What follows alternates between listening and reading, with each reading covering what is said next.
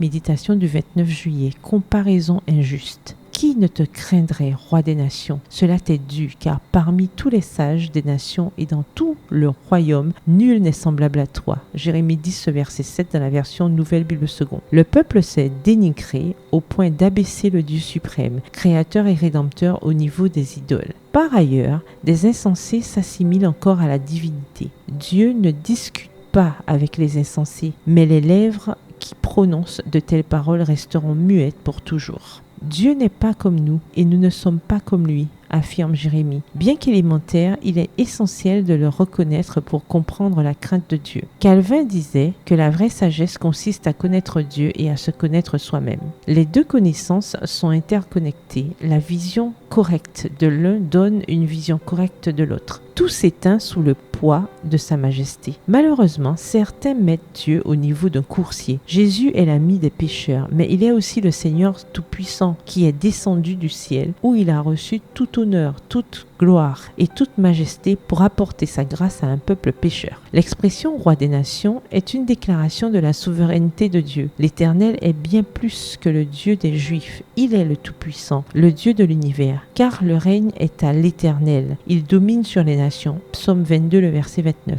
Il mérite toute révérence, tout honneur, toute gloire et toute louange. Ses attributs sont absolus, magnifiques. Jean 1, le verset 3, éternel, psaume 90, le verset 2, immuable, Malachie 3, le verset 6, et omniprésent, psaume 139, les versets 7 à 12. Plus nous connaîtrons Dieu, plus nous nous rendrons compte de ce que nous sommes à ses yeux, plus nous tremblerons devant lui. L'homme ne saurait trouver Dieu par ses propres recherches, qu'aucune main présomptueuse n'essaie donc de soulever le voile qui nous cache sa gloire, que ses jugements sont insondables et ses voies incompréhensibles. Romains 11, le verset 33. Il nous donne une preuve de sa miséricorde en dissimulant sa puissance. Aucun mortel ne peut pénétrer le secret dans lequel habite et opère le Tout-Puissant. Nous ne pouvons comprendre de lui que ce qu'il consent à nous révéler pour notre bien. Notre raison doit reconnaître une autorité qui lui est supérieure. Il faut que notre cœur et notre intelligence s'inclinent devant le grand Je suis. Texte tiré du livre Le ministère de la guérison,